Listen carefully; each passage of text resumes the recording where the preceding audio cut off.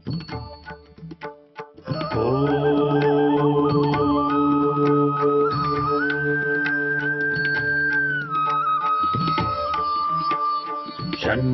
मित्रः शं वरुणः शन्नो भवत्वर्यमा शन्न इन्द्रो बृहस्पतिः शन्नो विष्णुरुक्रमः ॐ शान्ति शान्ति शान्तिः।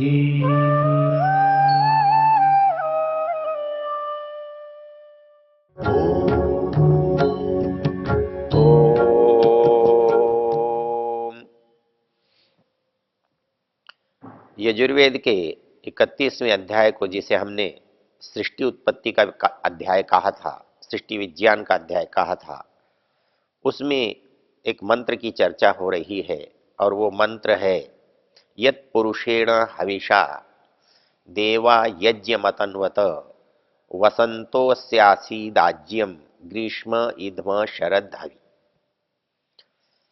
हमने ऊपर के मंत्रों में देखा कि वो संसार को जिस तरह से बनाया और जिस तरह से बताया, वह मुख्य बिंदु पुरुष था। अब पुरुष उस चीज को स्वयं समझना चाहता है, बनने के बाद बनी हुई चीज को जानना चाहता है। तो बनने के बाद बनी हुई चीज को कैसे जाने, इसका ये सूत्र है। कहता है यत् पुरुषेण हविषा देवा यज्ञमतन्वत। वो कहता है कि देव कौन है, जो जानना चाहते हैं, जिनके अंदर जानने की इच्छा है, जो जानने की प्रक्रिया में लगे हुए हैं। तो उनका जो मुख्य कौन था, जिसको इस काम में लगाया, वो कौन था? जो लगा है वो स्वयं पुरुष है, और वो लगा है इसलिए क्या है? वो हवि है, समर्पण है। अर्थात ज्ञान को प्राप्त करने के लिए जिसको आप समर्पित कर रहे हैं, वो आपकी हवि है। तो वह हवि कौन है? वो कहता है पुरुष ही हवि है। यत् पुरुषेण हविषा। जब हवि है तो हवि शब्द आते ही हमारे अंदर एक नया बोध होता है, एक बहुत बड़ा संदर्भ हमारे समझ में आने लगता है, हमारे सामने खड़ा हो जाता है। वो संदर्भ है यज्ञ का संदर्भ, क्योंकि हवि का संबंध मोटे रूप से हम यज्ञ में देखते हैं। वैसे तो जो भी काम करते हैं उसमें कुछ न कुछ हमें लगाना तो पड़ता है, और जिस कार्य को सिद्ध करने के लिए जो चीज लगाई जाती है वो उसकी हवि है। उसके बिना वो यज्ञ सिद्ध नहीं होता। उस हवि को हम उसके अंदर लगाते हैं, समर्पित करते हैं, तो परिणाम हमारे सामने आता है। तो इस मंत्र में कहा गया यत् पुरुषेण हविषा। यज्ञ करने वाले कौन है? बोले देवता है। देवों की विस्तार से चर्चा फिर करेंगे। यहां देव उसको जानने वाले हैं, जो जानना चाहते हैं वो है। तो देवा उन्होंने क्या किया? उन्होंने कहा कि फिर एक काम करना पड़ेगा, एक योजना बनानी पड़ेगी, एक पूरी प्रक्रिया बनानी पड़ेगी हमें उसको जानने के लिए। तो उन्होंने क्या किया? उस प्रक्रिया को कैसे बनाया? बोले यज्ञ मतन्वत। उन्होंने यज्ञ की प्रक्रिया को बनाया। तो यज्ञ की प्रक्रिया को बनाया तो यज्ञ की जो सारी सामग्री है वो इकट्ठी करनी पड़ेगी। तो सबसे पहले हवि है। हवि कौन है? कहता पुरुषेण हविषा। पुरुष उसका हवि है। उन्होंने यज्ञ किया। अब यज्ञ करने से फिर और क्या चाहिए? आहुति देने के लिए घृत चाहिए। तो कहता है वसंतो आस्य आसीद आज्यम। ये जो वसंत ऋतु है ये उसका आज्य है, ग्रीष्म उसका इद्म है, शरद उसकी हवि है। कहता है कि उस यज्ञ को हमने रूपक बनाया। अब मोटे रूप में यदि हम देखें तो कुछ संगति नहीं बैठ रही है। वसंत है, ग्रीष्म है, शरत है, ये उस यज्ञ की सामग्री कैसे बन सकते हैं? लेकिन वेद कह रहा है कि वो ऐसा है, तो इससे समझने का हमें उपाय मिलना चाहिए। और वो मिलना चाहिए, तो इसकी संगति कैसे लगेगी? संगति ऐसे लगती है कि जब कोई चीज बनाते हैं तो हम एक एक चीज से किसी चीज को बनाते हैं, लेकिन बनी हुई चीज को जब समझते हैं तो फिर हम वस्तु नहीं रखते सामने, वस्तु की कल्पना करते हैं। एक भवन हमारे सामने खड़ा है, जब हम बनाते हैं तब तो हर वस्तु हमारे हाथ से उसमें जाती है, हमारे सामने जाती है। लेकिन जब कोई चीज बनी हुई होती है और उसको हम जानना चाहते हैं, तो फिर उसको हम बाहर की आंखों से बजाय अंदर की आंखों से देखने का यत्न करते हैं। और जब अंदर की आंखों से उसे देखते हैं तो वो अंदर की जो आंखें हैं वो उसके अंदर विश्लेषण करती हैं। वो विश्लेषण हमारा यज्ञ है, और उस यज्ञ में जब हम कोई चीज डालते हैं, करते हैं, तो हम परिणाम तक पहुंच जाते हैं। तो वही स्थिति यहां है। यत पुरुषेण, ये जो देवों ने मानस यज्ञ किया और इस मानस यज्ञ से इस संसार को समझना चाहा, तो उनके मन में जो यज्ञ की वस्तुएं हैं, यज्ञ के उपकरण हैं, वो क्या थे? वो कहता है कि जो वसंत ऋतु है वो उसका आज्य है, अर्थात जो काम आज्य का बाहर हो रहा है वो जब अपने अंदर होता है तो वो वसंत ऋतु कहला जाएगा। उसे शरद कह देंगे जब हवि बन जाएगा। तो ग्रीष्म, जब वो जल उठेगा तो उसे ग्रीष्म कह देंगे। बाहर जलता है तो उसे ग्रीष्म हम कहते हैं। तो अंदर ग्रीष्म कैसे होगा? अंदर ग्रीष्म तो ऐसा नहीं होगा जैसा बाहर होता है, लेकिन अंदर ग्रीष्म से जो चीज हो रही है वो परिस्थिति यहां ग्रीष्म बन जाती है। इसके लिए एक अच्छी चीज समझने में है, आचार्य चरक एक बात कहते हैं, वहां पर एक प्रश्न उठाया जाता है कि जो चीज प्रत्यक्ष नहीं है उसे हम कैसे प्रत्यक्ष करते हैं।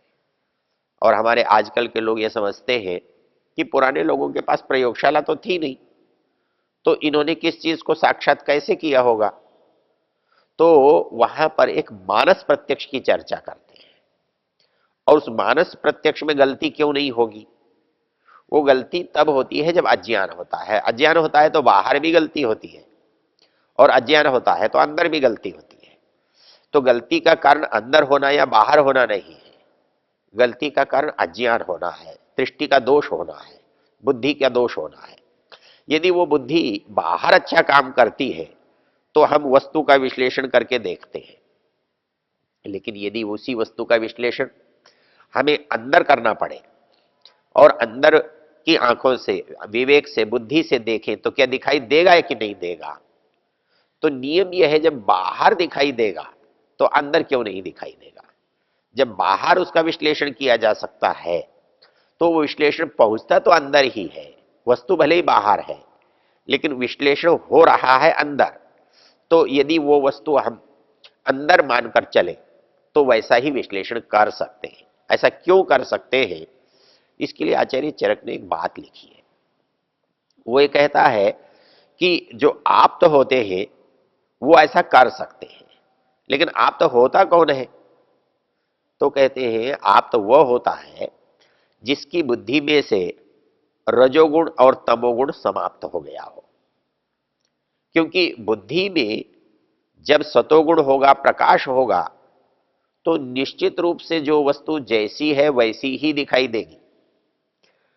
लेकिन जब उसमें रजोगुण या तमोगुण का भाव होगा, उसका प्राबल्य होगा, तब हमें प्रकाश की कमी से, अज्ञान से उस चीज का पता नहीं लग सकेगा। तो इसलिए वो कहते हैं रजस तमोभ्याम निवृत्ता, जो रजोगुण और तमोगुण से परे जा चुके हैं। कैसे जा चुके हैं? उसको रजोगुण और तमोगुण से हमको परे जा कैसे सकते हैं? उसके कहता है दो उपाय हैं, ज्ञान से और तप से। हम लगातार चिंतन कर, मनन करके और तपस्या करके, ज्ञान बले नहीं, तपो ज्ञान बले नहीं, रजस तमोभ्याम निवृत्ता तपो ज्ञान बले नहीं। जो रजोगुण और तमोगुण से निवृत्त हो चुके हैं, दूर हो चुके हैं, अपने को हटा चुके हैं, जिनके अंदर अपने ज्ञान और अपने तप के कारण से इसको दूर करने का सामर्थ्य आ गया है। तो रजस तमोभ्याम निवृत्ता तपो ज्याल बलेन, ये तब होगा क्या? तब वो कहते एषाम त्रयी कालम अमलम ज्ञानम अव्याहतम सदा। शब्दावली बड़ी स्पष्ट है और बहुत ही सही बात को कह रही है। तब उनका जो ज्ञान होगा अमलम, उनके ज्ञान में कहीं भी मलिनता नहीं होगी, कोई संशय नहीं होगा, कोई गलती नहीं होगी। और इस तरह से ये जो त्रैकालम अमलम ज्ञानम अव्याहतम सदा, ये ज्ञान जो है अव्याहत है। अव्याहत कैसा होता है? जिसमें कोई बाधा न हो, बाधा नहीं होगी। तो ज्ञानम अव्याहतम सदा आप्ता शिष्टा विबुद्धास्ते, वो आप्त है, शिष्ट है, विबुद्ध है, अर्थात जिनके अंदर से ये चीज चली गई है, रजोगुण तमोगुण की वृत्ति जिनके अंदर से निकल गई है, वो व्यक्ति आप्त कहलाते हैं, शिष्ट कहलाते हैं, विबुद्ध कहलाते हैं, ज्ञानवान कहलाते हैं। आप्ता शिष्टा विबुद्धास्ते तेषाम वाक्यम असंशयम, उनका जो वाक्य होता है, उनकी जो वाणी होती है, उनका जो विचार होता है, वो संशय रहित होता है, किसी भी दोष से रहित हो सकता है, होता है।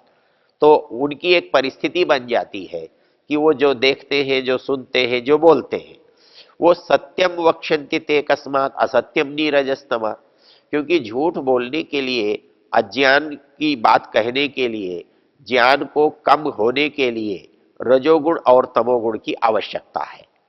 जब हमारे अंदर रजोगुण और तमोगुण का अस्तित्व उस तरह से होगा ही नहीं, उसका वर्चस्व, उसकी प्रभुता नहीं होगी, तब वो कहता है सत्यम वक्षन्ति ते, वो सदा जैसा है वैसा ही कहेंगे।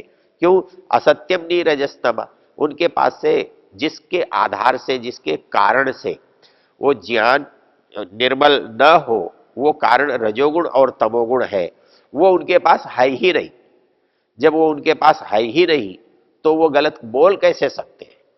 रजस तमोभ्याम निवृत्ता तपो ज्ञान बलेन ये येषाम त्रैकालममलम ज्ञानम अव्याहतम सदा आप्ता शिष्टा विबुद्धास्ते तेषाम वाक्यम असंशयम, उनका बोला हुआ संशय रहित होता है, इसलिए वो सच ही बोलते हैं और उनका कहा हुआ सच ही होता है। वही बात यह यज्ञ के माध्यम से की जा रही है। वो कहते हैं यत पुरुषेण हविषा देवा यज्ञ मातन्वत, उन्होंने इस यज्ञ की रचना की। ये यज्ञ एक जानने का प्रकार है, जानने की शैली है। जैसे पुरुष से पुरुष को समझा था, वैसे वो परमेश्वर पुरुष भी इस संसार को बनाने के लिए जो कुछ कर रहा है वो भी एक यज्ञ है। जब किसी काम को करने के लिए कोई प्रक्रिया अपनाई जाती है तो उसी प्रक्रिया से दूसरा भी उस चीज को समझ सकता है। तो यहां पर भी वो प्रक्रिया, जैसे परमेश्वर ने यज्ञ करके इस संसार को बनाया, वैसे ही हम यज्ञ करके इस संसार को समझ सकते हैं। तो ये प्रक्रिया यज्ञ है। और इस यज्ञ में जो जो साधन काम में आते हैं, समझने के लिए वो साधन हमें वहां वहां जुटाने पड़ते हैं। तो इसलिए इस मंत्र में जो शब्दावली कही है कि यत पुरुषेण हविषा देवा यज्ञ मतन्वत, जब विद्वानों ने, देवों ने उस यज्ञ को करना चाहा तो इस पुरुष को ही उन्होंने हवि बना करके यज्ञ अतन्वत, इसका विस्तार किया। तब उन्होंने अपने अंदर उस घी रूप, उस हवि रूप, उस समिधा रूप जो कल्पनाएं की, उनके द्वारा इस सृष्टि विज्ञान को हमने समझा। और इसी बात की चर्चा जब वो आगे बढ़ाते हैं मंत्र को, तो इसका जो स्थूल रूप है, बनने के बाद जिस नियम से ये चीज बनी है, उसको समझाते हुए कहा गया है कि भाई ये चीज बनी तो बनी कैसे, ये संसार कैसे बना? तो कहते हैं कि इसको समझो। कैसे समझोगे? यज्ञ से समझोगे। यज्ञ कैसे समझाएगा? तो कहता है सप्त अस्यासन परिधय त्रिसप्त समिध कृता देवा यदि यज्ञम तन्वान अबंधन पुरुषम पशुम। इस मंत्र का पूर्व मंत्र से एक तारतम्य है, और वो यज्ञ का जो प्रकरण चल रहा है, तो वो प्रकरण कैसे खुल रहा है, कैसे बन रहा है, कैसे समझ में आ रहा है। कहता है कि जब हम इस संसार को देखते हैं, संसार को जानने का यत्न करते हैं, तब हमें यहां दिखाई क्या देता है कि यहां पर जो निर्माण हो रहा है, सप्तस्य आसन परिधया, इसकी 7 जो है परिधियां हैं, त्रिसप्त समिध कृता, और इसकी जो रचना हुई है 3 और 7, तो 7 से 3 को जब हम गुणा कर देंगे तो 21 चीजों से हुई है। त्रिसप्त समिध कृता, और जब समिधाएं हमारे पास आ गई तो देवा यत यज्ञम तन्वाना अबंधन पुरुषम पशु। अब यहां यज्ञ है, पुरुष है, हवि है, ये बड़े रोचक शब्द हैं, और इनके कारण से आज का जो हमारा यज्ञ है वो बड़ा जटिल हो गया है। हम उसमें पशु तो लाते हैं, लेकिन उसको हत्या करने के लिए, बलिदान करने के लिए, मारने के लिए लाते हैं। अब यहां पुरुष को पशु कहा है, तो ये पुरुष जो है वो पशु है, अर्थात जिसके बिना यज्ञ नहीं सिद्ध होता वो सामग्री पशु है। तो वो कौन सी मुख्य चीज है जिसके बिना यज्ञ सिद्ध हो ही नहीं सकता? तो ये जो नहीं हो सकता वो चीज है, उसको यहां पर पशु कहा गया है। तो ये जो यज्ञ का प्रतीक बनाया गया है, यहां से जो प्रारंभ करते हैं इस यज्ञ के प्रतीक को, तो ये इतना व्यापक संदर्भों में चला गया है कि इसके अर्थ की कल्पना करना हमारे लिए बड़ा कठिन हो जाता है, बड़ा जटिल हो जाता है। लेकिन यदि हम सहज भाव से इसको देखेंगे तो ये बात हमारी समझ में आ जाएगी, और इसको बाकी शास्त्रों ने इसी को खोला है। वो कहते हैं कि ये किससे बना है? त्रिसप्त समिधा कृता। समिधा जो है उस यज्ञ को आगे बढ़ाने का काम करती है, उस यज्ञ की अग्नि को प्रदीप्त करने का काम करती है, उसके प्रकाश, ज्ञान, ऊर्जा को आगे बढ़ाती है। उसकी जो सामग्री है उसे हम समिधा कहते हैं, उसका जो उपादान है उसे हम समिधा कहते हैं, क्योंकि समिधा शब्द अपने आप में ये कह रहा है जिसमें इंधि दीप्त हो, अर्थात जिसमें चमक हो, जिसमें तेज हो, जिसमें ऊर्जा हो, ऐसा उत्पन्न करने का सामर्थ्य जिसमें हो, उसे हम समिधा कहते हैं। तो वो कहता है ये संसार को उत्पन्न करने का सामर्थ्य किसमें है? तब ये जब बात करते हैं तो वो कहते हैं कि वो समिधाएं क्या हो सकती हैं? वेद के शब्दों में तो नहीं है, केवल इतना कह दिया सप्तस्य आसन समिधया त्रिसप्त समिध कृता। तो क्या हो सकती है? तो शास्त्र जब इसका विवेचन करता है तो हमें उससे इसको समझने में सहायता मिलती है, क्योंकि वेद को समझने का जो प्रकार है, तो वेद के शब्दों को वेद में अन्यत्र प्रयोग देखकर समझा जा सकता है, या वेद के व्याख्यान जो ग्रंथ है, ब्राह्मण है, आरण्यक है, उपनिषद है, उनके द्वारा जो व्याख्या की गई है उससे इन मंत्रों को जाना जा सकता है। तो वो ये कहते हैं ये जो प्रतीक है ये हमें इस संसार के रहस्य को बता रहे हैं, और इन पर विचार करने से हमें ये संसार का ज्ञान और संसार का रहस्य समझ में आ जाता है। ओ